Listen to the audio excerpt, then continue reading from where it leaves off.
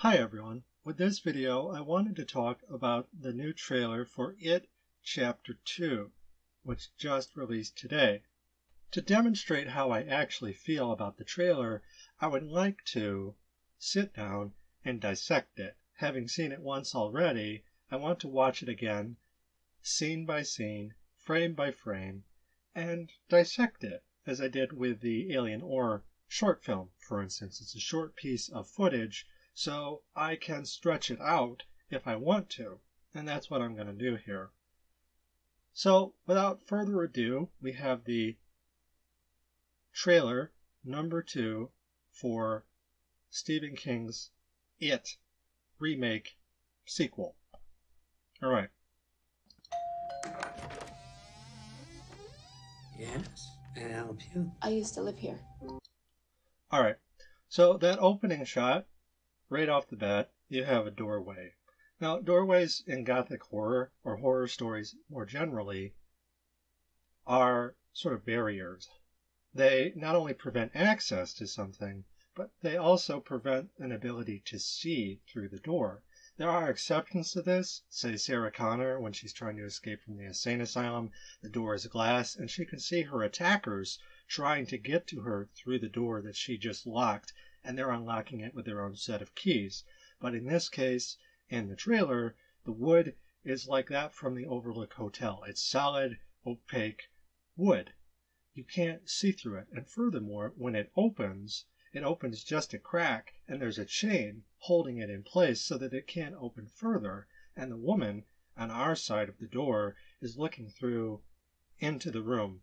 You can only see a peripheral image of this other person on the other side. You can't see their whole face, and the voice is husky.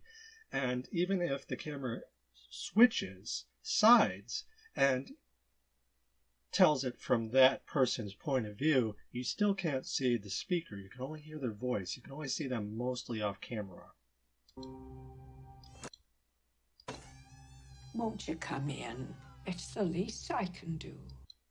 The door opens off camera. We hear the voice raise in its frequency to sound slightly less menacing. It's no longer a growl. It's this voice that sounds welcoming, and it belongs to this lovable face. It's not a face that only a mother can love. It's not the face of a monster, but that of a friendly old lady. Is it like you remember? Cleaner. We have the female protagonist from the first film. We saw an image of her earlier, and now she's in this home. And there's a sense of return, which is in and of itself a Gothic trope. The uncanny often revolves a sense of the familiar that's invaded by an alien presence during a liminal state. So when she's in this old home that she's revisiting from the past, for her it's traumatic. Over that traumatic skeleton is molded decades worth of someone else having lived in this space. So the traumas of the heroine's past are covered up with relics or artifacts from the new tenant, the old lady. And she's looking through some of this, looking around, and from what I understand, she actually has certain things that she left behind, secret caches of her own childhood memories in the form of a poem that she received from one of the boys that she knew as a young woman. Note the lighting here. You have the light coming through the window. There's a certain amount of smoke or dust in the air, which gives it these God rays, if you will, this God lighting. That's a very similar kind of shot to, say, Jack Torrance when he gets the job in Stanley Kubrick's The Shining, and that impossible window in front of him. And the reason I say that it's impossible is because Kubrick developed a sense of impossible architecture in The Shining, where the window behind them could not possibly have daylight coming through it. But that's neither here nor there in this case, because the light is coming through from outside, and there's a sense of ghostliness that's conveyed by the beams of light that are broken by the objects in front of the window, this headless, armless mannequin with the dress, an old dress by the looks of it, but also this basket. And the light also casts shadows on these objects hanging off the wall. These old pieces of paper make shadows. This framed painting casts a shadow as well. So it has a particular type of relief that provides us with atmosphere that is further assisted by the somber piano that's playing while she's sort of snooping around. She has to dig through the midden or refuse of this old lady to find her own past, a part of which for her is a pleasant memory, but it's connected with sinister things, which we'll see revisited here shortly. Well, you feel free to look around while I get the water boiling. Your hair is winter fire. January. So you have the old poem, and it's basically scribbled and decayed, and note that it's held together by tape. And I can't remember, it's been a little while since I saw the first film. I saw it before I went overseas, but I do remember the poem written on a postcard, I think, but it's taped together. It's at least 20 years old, I believe, every 20 years, something like that. There's a set number of years that the creature returns. This note is as old as that, and it has blood on it, and I can't remember how the blood found its way on the surface of the letter. But there you go, a relic from her past that's stained in blood, a blood-stained note. That's very Gothic, a hidden letter, but a letter tied to a traumatic past. Also note the transition here where the older woman, the older version of the woman, is holding the letter, and then in the same frame, fourth dimensionally, they have a sudden jump cut to her younger self holding the same letter. Older self, letter, younger self, letter. They're all in the same frame during the same jump cut, as it were. Here, and when she's holding the letter earlier, it's about here. So it's even in the same part of the frame as well. Whereas her younger self is on the right side and her older self is on the left. So they're playing around with space in the frame, but it's good editing overall, I think.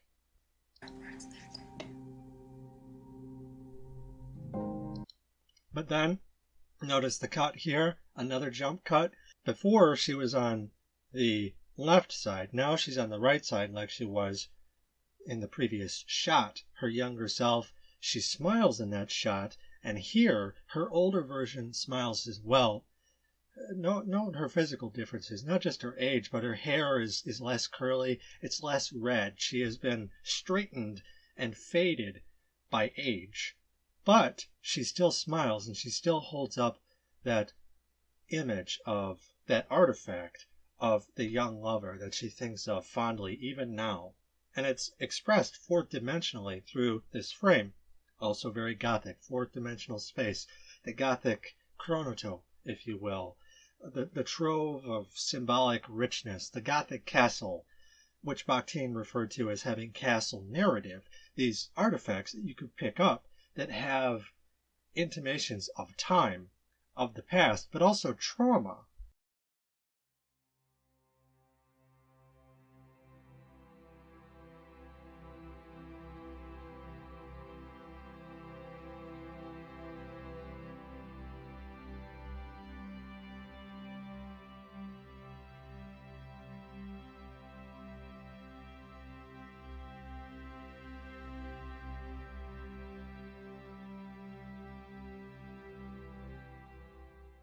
And amidst all of this, in the background, we have this woman here, this old lady, that's out of focus and watching.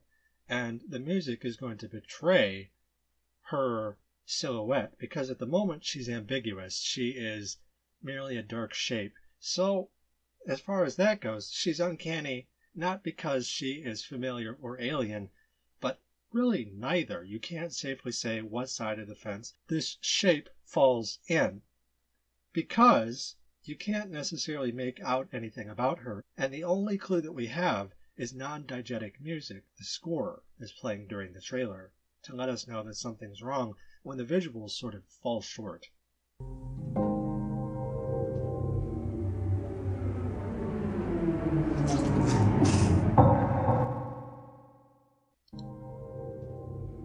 Also, incidentally, music was used to lead characters astray or to clue them in that something might be wrong. And Radcliffe had a device known as the Explained Supernatural, where she would present music that would play diegetically that would convey a sense of the supernatural, and characters like Emily St. Aubert would hear it and think to themselves, this must be from another world, it has an otherworldly hue. But then it turns out most of those incidents would be explained later on as having been performed by whomever, a local peasant or country rube that decided to pull out their lute and strum a few notes.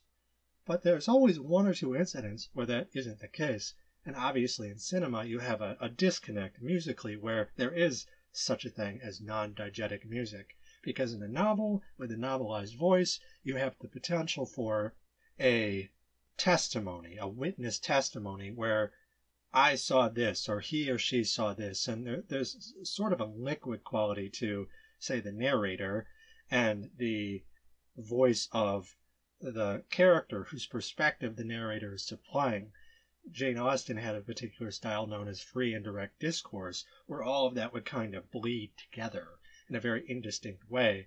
It's not always the case. Some authors are a little bit more clear-cut in terms of, okay, this is the narrator, this is the person's point of view that you, the reader, are experiencing. Well, in cinema, there is a much more clear-cut way to depict music, because the music that we hear that's ominous is being provided by the filmmakers and is not something that's meant to be occurring on screen, that the actress here, she can't hear the music that we hear. Furthermore, she can't see what we see. There's a periscopic viewpoint that we have myopically that she's not privy to, and this includes the music that we hear as an audience that she cannot hear. And that's something that's kind of unique to cinema, the way that it cinematically presents itself, versus a novel, where it's possible, but it does take on a different form.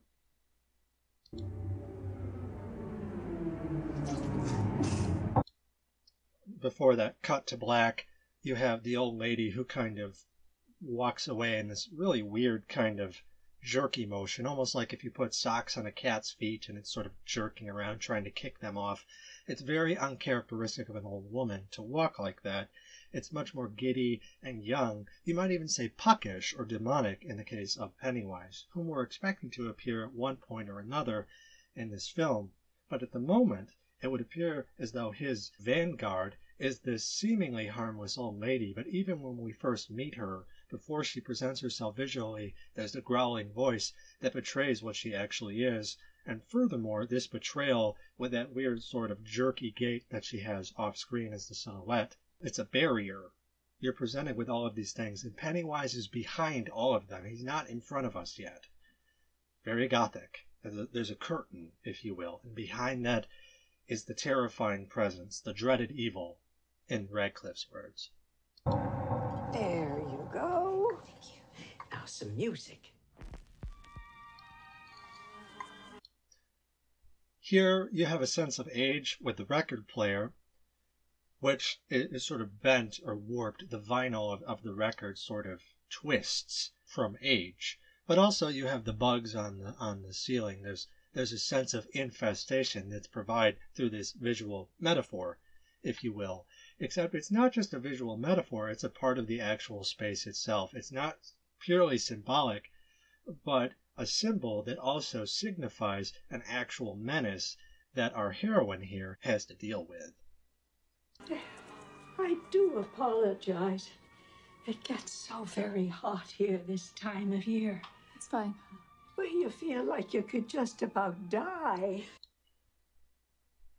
Obviously, this film is exploring the abject.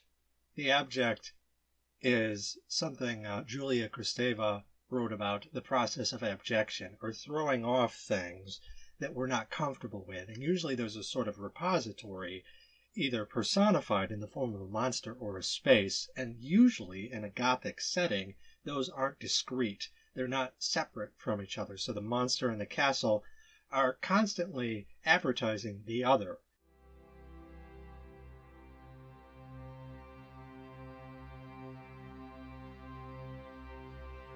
as a proper noun, the other, is something that the abject is, all of those things that we throw off of the self into this dark other.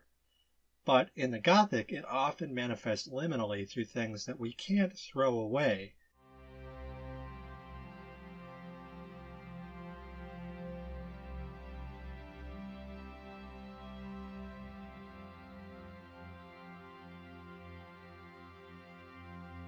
That we confront in everyday life, say an old lady. There's a certain discomfort here because you're looking upon death itself through the form of a geriatric woman. This younger woman is looking on what will eventually happen to her when she grows that old. And everything, there's a sense of decay with the bugs on the window reflected on the glass here. Everything is very nicely photographed, but also kind of dim or shadowy, or a reflection which sort of twists or inverts the image here. Very, very Gothic as well. The woman holding her cup, she's thrown into relief. This side of her face is in shadow, and this side of her face is cast in light, but she's old, she's aged. And there's a sense of discomfort there, not just how she appears, but what she expresses through dialogue, talking about death, something that eventually starts to make this younger woman feel uncomfortable. But it's gradual, they tease it out. But you know what they say about Derry? No one who dies here ever really dies.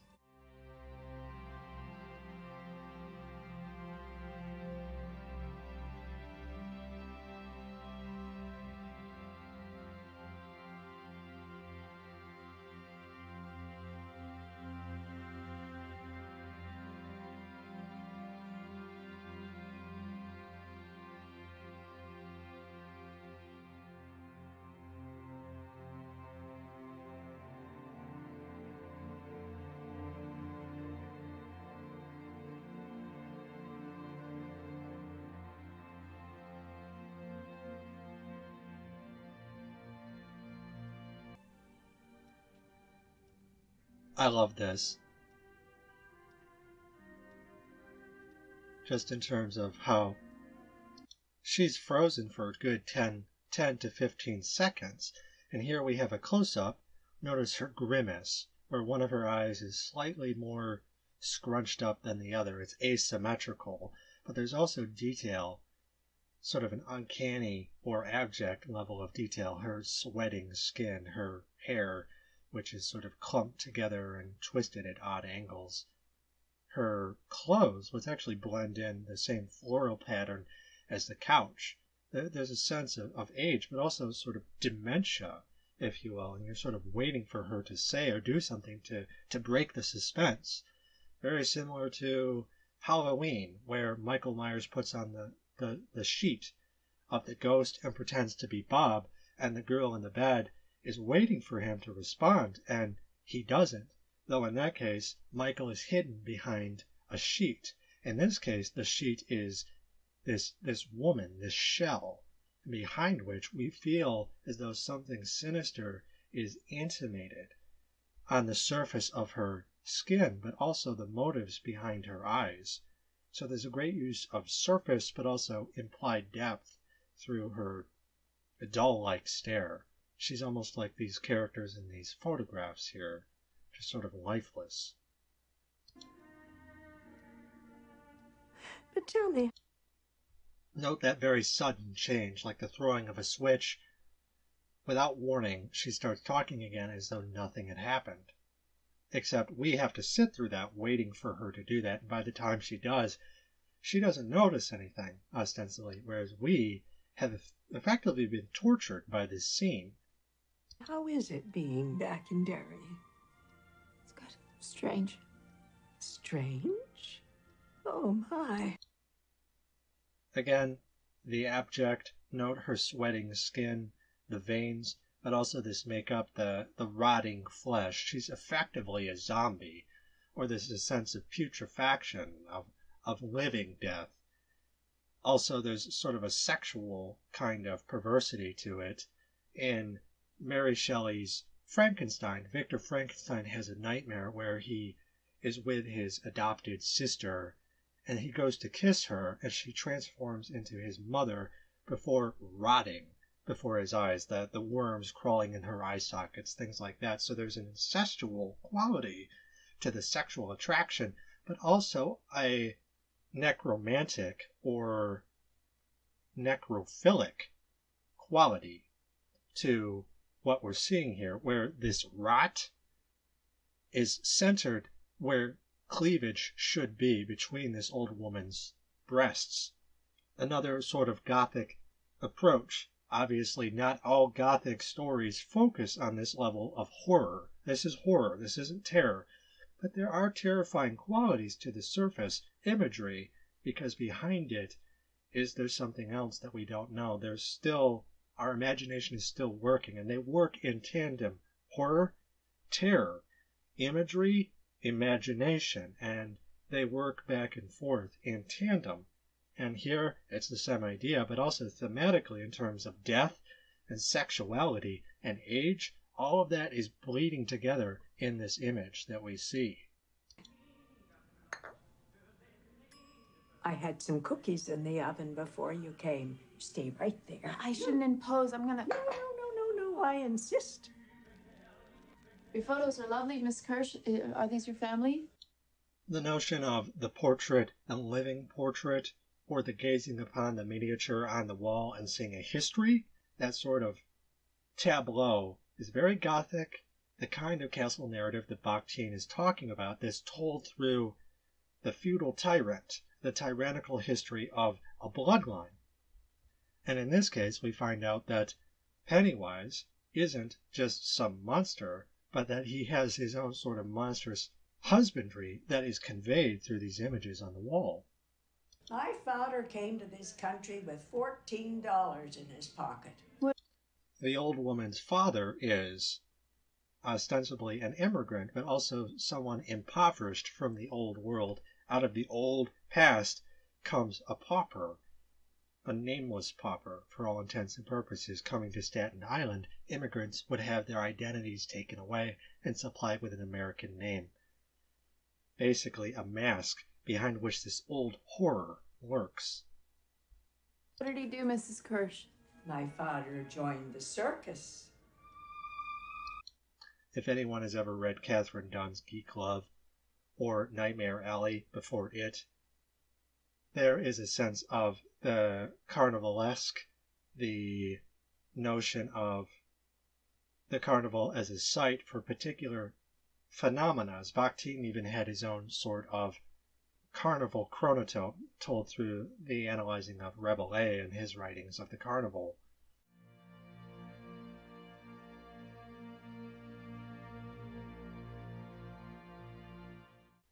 As being a strange place where time sort of takes on its own kind of symbolism and occurrence. But Gothically, the carnival has somewhat of a different application in that the abject of the freak and the aborted offshoot that's thrown away from society and goes to rest as a living sort of entity or monster on display in the freak shows. That in and of itself is a very specific form of the Gothic, the grotesque, if you will. It's a very myopic form of horror. It's very particular. It's not quite the same thing as, say, just the old lady sweating in front of us. It belongs to a particular culture, a particular time and place that just happens to be nomadic. Circuses come from town to town, but inside them there's a sense of history that is carried along with them, as well as a notion of the grotesque.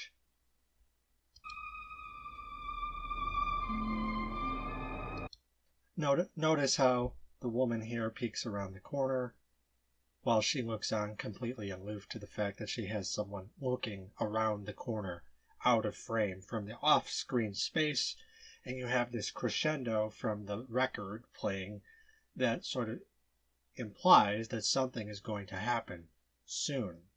What that is, we're not entirely sure, but we're going to be given a clue in just a moment. A familiar face, if you will.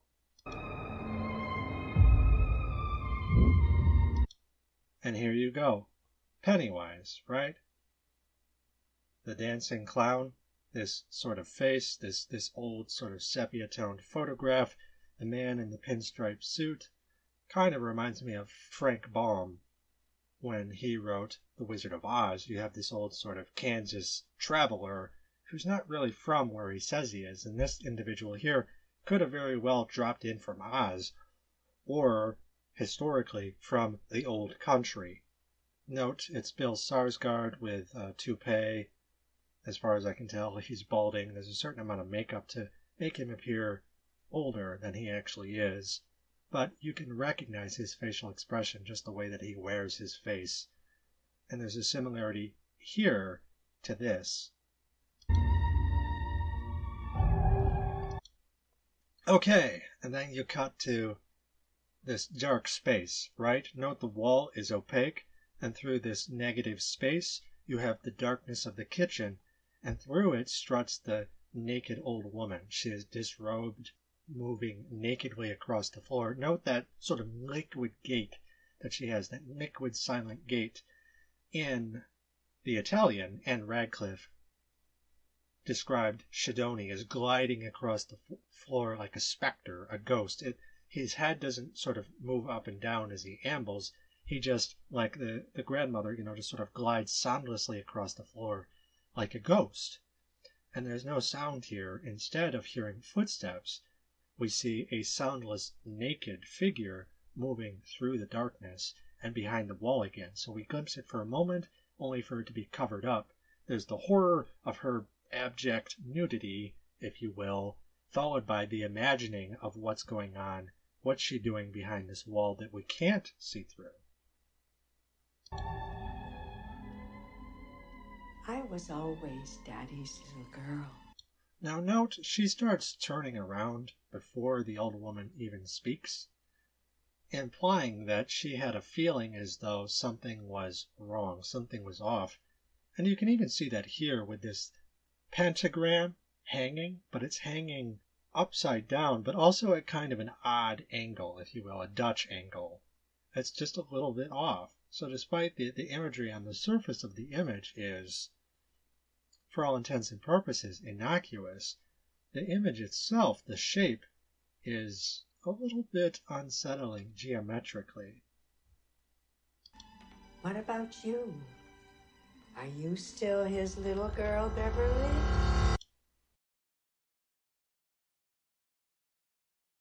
And here, before the onset or attack of the old woman, you have a reminder from the old woman of Red's past, her own abuse at the hands of her father.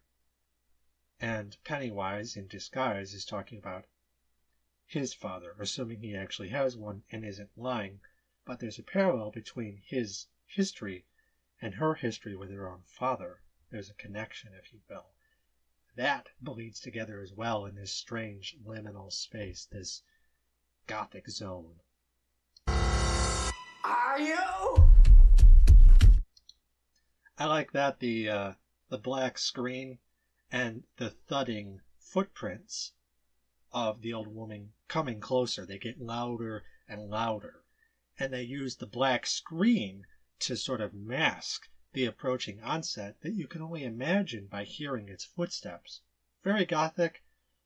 It's a technique that Spielberg used in Jurassic Park, but it's no different than being in a spooky castle and hearing a door slowly open, which in and of itself implies imminent ambulatory approach. A door opens, someone is going to come through that door. In this case, the footsteps prate the whereabouts of the killer.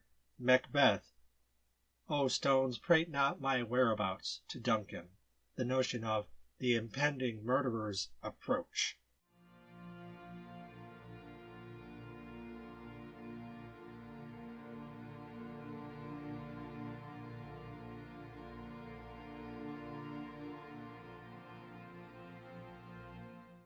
And here, it's a clever use of hiding by taking away the image altogether as an editing technique versus what you're seeing on the screen. Diegetically, the dark hallway, that's a diegetic image. The blank screen is a non-diegetic image, but you're seeing both of them on the monitor, on the silver screen, if you will. Okay, loud music, the cat's out of the bag. They keep the Tyrannosaurus-esque, the tyrannical sort of monstrous grandmother puppet thing. They shoot it in such a way that you're between her legs, and you can only see this awkward kind of lizard gait as she's approaching her victim, who has to sort of shield herself. Expect plenty of defensive wounds at that point, the idea of hiding yourself from the onset of some immediate attack. But even when it approaches, you can't necessarily see the attacker. You can only see its foot, like in Jurassic Park when the Tyrannosaurus lays its foot down into the earth and creates its mighty footprint. You cannot see the whole creature because it's too big for the screen. A sense of beyond the screen, in the off-screen space, you can imagine more. What is attached to that foot? What's attached to Granny's feet? We don't know. Is she still human above the frame of the image? Who can say? Okay, the gang's all here, however many years later. I like how they're all looking in the same direction, but there's also an arrow here, this sign. Sort of, you follow their gaze, you can see the arrows pointing, and there's a question mark. I can't read the words. It's a nice little visual motif. It's like, look this way, what do they see? We don't know. It must be something monumental because the music, the powerful music is implying it, but also their facial expressions. And then we see what they see. Notice that the camera turns and you have a fading image. And on the glass, reflecting back at them, are their younger selves with their bicycles at that point. It seems like there's maybe 1, 2, 3, 4, 5, 6, 7. Okay, let's rewind a little bit. 1, 2, 3, 4, 5. So there are 5 of them, but there are 7 on the glass. So where are the other 2?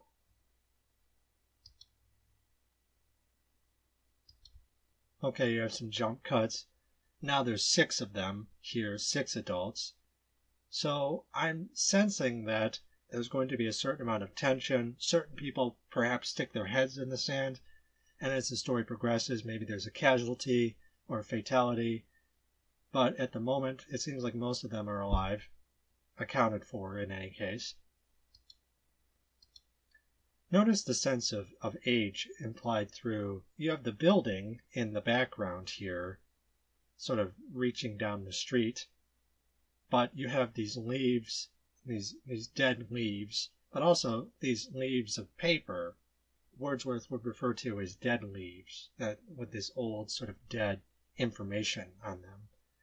You have these old relics, though, this blue newspaper dispenser with an old-looking newspaper, but also these old pieces of newspaper that are sort of fluttering about as they walk down the street, in the middle of the road no less, which has a certain kind of dangerous quality to it. Don't walk in the middle of the road, that's not safe. I remember jaywalking in Chelsea, Michigan, where I grew up and I still live, and feeling somewhat safe because most of the time there isn't any traffic. It's me and the Losers Club has officially begun. There's a lot of jump cuts here. It's hard to really catch all of the images. Let's see, I'll try and... Okay, so there's not really a lot to see here. You have 3 of them here. There's a voice off screen. They turn around and look at it.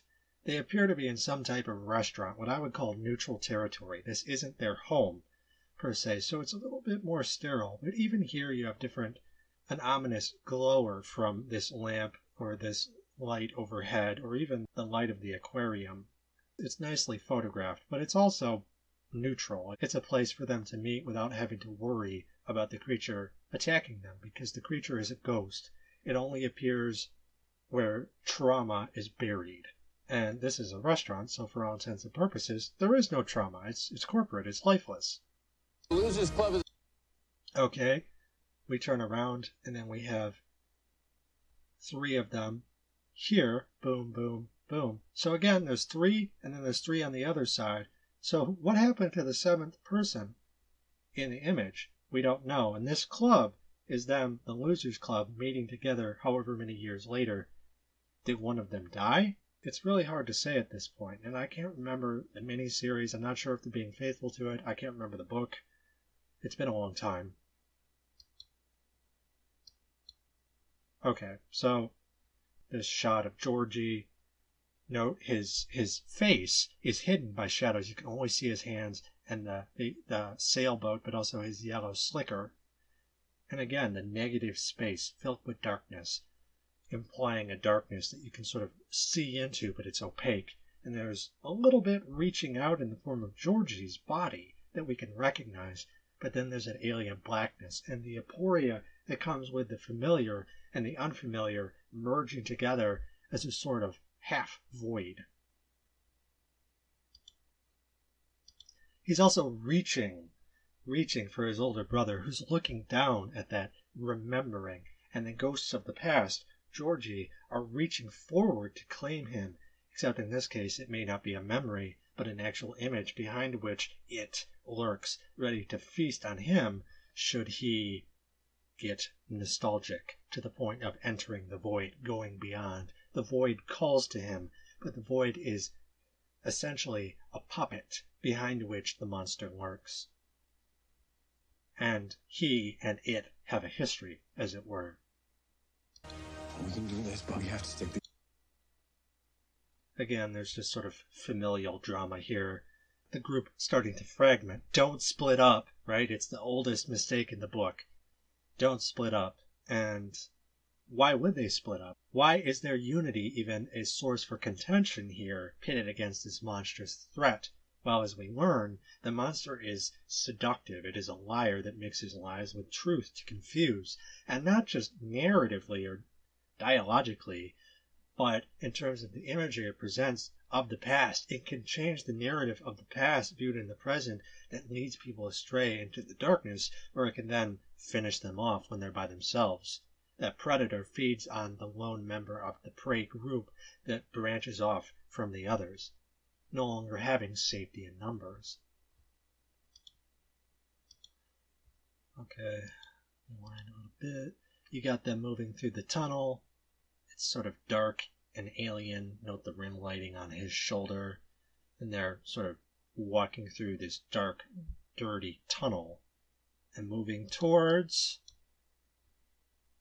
a dark, sort of rotten room that is where the children once were floating in another tunnel reaching up into the light.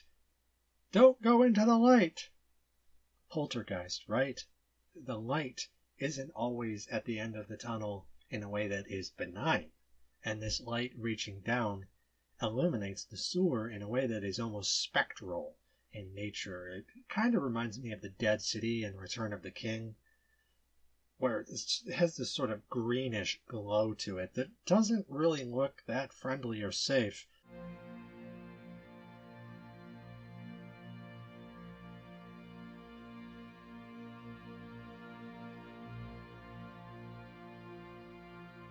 Or in Tim Burton's Beetlejuice, where the lighting has almost a sickly hue to it that denotes a presence of death. In that case, it was kind of fun. Tim Burton had sort of a fun way of playing around with it, whereas here and in Lord of the Rings, it is very much a city of the dead. It is a grave site, but also a liminal site where monsters lurk and continue to feed on the living by luring them to their lair. Okay. These jump cuts are so fast. Alright. Note here you have the different characters. 1, 2, 3, 1, 2, 3, 4, right? 7. So what happens to the 7th person? I can't remember. I don't believe anyone in the film died. There was a bully who was pushed down the well by the black kid here. But as far as the original gang, I don't know what happened to them. The heavyset kid, it seems like all of the characters, all of the adults on screen aren't quite as heavyset. And if that's the case, is he dead? Is she holding this poem, remembering the lover fondly because he has already died at this point? If so, why? What's going on? I can't remember. Also, it's a slow motion shot, showing them immediately after the dead city shot, or the dark, tenebrous sewer. You have this daylight shot where these kids are sort of cycling through the halcyon, pastoral outdoors. You have these trees in the background, but also these images of small town life, and they look happy. They're looking forward. They're smiling, and everything's good and great. It has kind of a gee whiz quality to it. He has the basket that he carries out deliveries, and one of them maybe is a paper boy. It's very much that sort of 1950s era that King would have been riffing off of in his original stories. Something like The Body, or later on the adaptation Stand By Me. All of these kids are just sort of living the dream, as it were, but it's right next to, or in the same space, underground, where the sewer is, where it lives. Witness. Okay, we have a shot. Glasses guy sees clown floating over what looks to be sort of a Paul Bunyan fellow, though he has a baseball bat for some reason, and these balloons. It's a nice little shot. Again, he's looking up. They're almost kind of watching the skies, which is the last place that you would expect it to appear.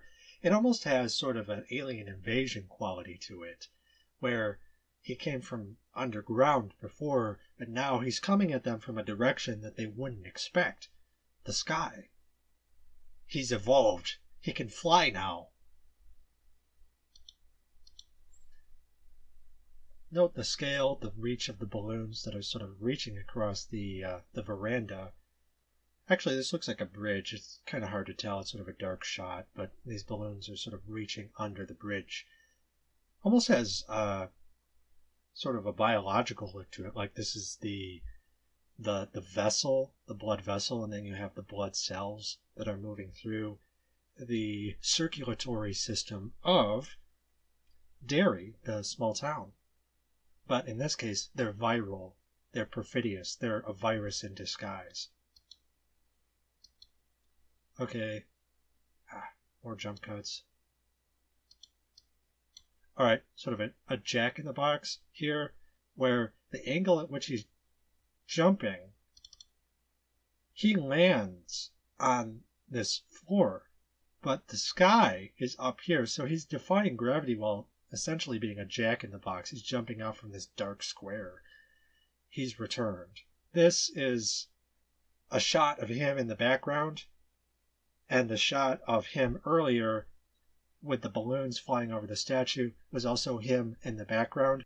He's starting to appear, but like John Carpenter in Halloween, they sort of tease his appearance by having him in the background, like The Shape.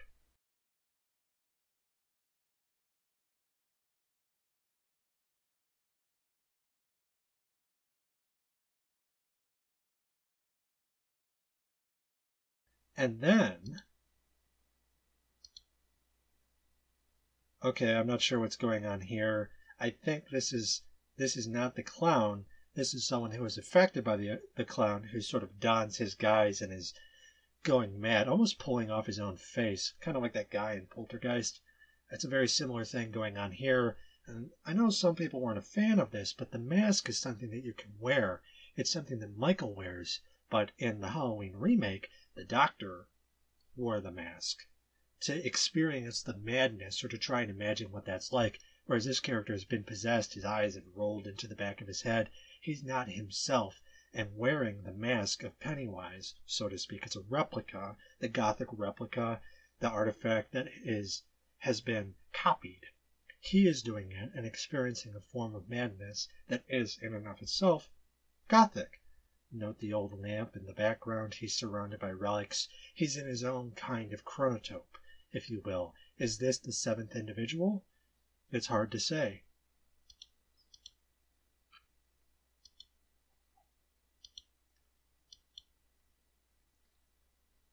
Note the spines coming out of the ground. Kind of reminds me of Godzilla with his dorsal fins.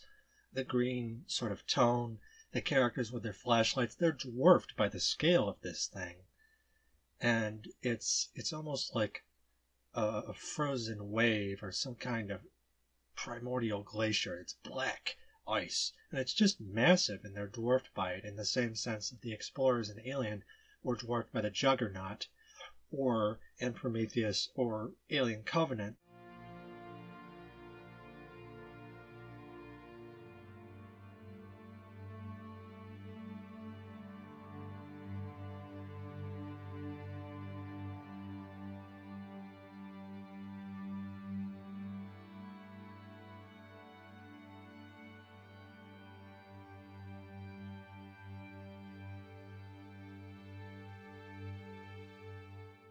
The flashlights aren't powerful enough to shine light on this phantasmagorical spike wall.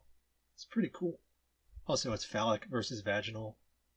In Alien, you have the vaginal doorways. Here you have this spike trap that is sort of thrusting at them in a very menacing way, all while they're surrounded by this alien green glow.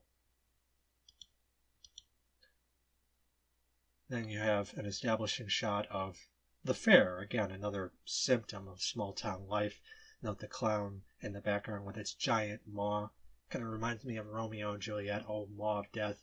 I'll pry thy jaws open and cram thee more food, or something like that. Like the notion that the clown is a part of their life cycle, their perennial life cycle. The fair happens every year, but it's waiting to devour them in a way that sort of intimates the devourer, the destroyer. In this case, is the clown. But the clown is a part of the chronotope. In this case, the carnival chronotope is being gothicized. It's grotesque. But from this distance, you can't really make anything out. You can only see the structures themselves. God damn it. Okay, we cut to him basically getting thrush on her at the end of the first film. He was the one who kissed her after the unrequited poet, the heavyset boy with his poem. Then he laid the moves on her because multiple boys fighting over one woman, basically. You have this shot of them, and then you have a reversed shot, the same idea. It's 20 years later, or however many years later, they've reversed. Okay, just more screaming and green stuff, and you can't see what they're twisting about in the darkness. Very similar to Alien, the trailer. At the end, you have a sizzle reel where all of the characters are kind of flailing around, and you can't see what ails them in that trailer. Well, here, you can't either. Not yet, anyways. You have this lovely shot of the woman sort of drowning in blood. You have the guy in the earlier shot running through the fair. What's he running towards? We don't know. Why is she in this? We can assume it has something to do with Pennywise's magic. Okay, here, this is a really cool shot. Very Geiger-esque. Note these sort of clay-like effigies in the background that reach into the darkness, and they're surrounded, they're holding hands, and they're trying to defeat the monster. But even at this point, we don't know what it is. We know what it is, but it hasn't been shown to us except in the background, in the periphery. And here, out of the darkness, we see this little light, right? And these hands, these Mickey Mouse hands, reach forward and basically pull a reverse never-ending story. Instead of presenting the light as a gift, he takes it for himself. I love this. This is all done in one shot. The hand pulls back. You have that spooky sound, the retreating ghost, effectively. And then, out from the darkness, ta-da! It's Pennywise! Up close and personal now, at the very end of the trailer. They don't tip their hand right away. They do it slowly.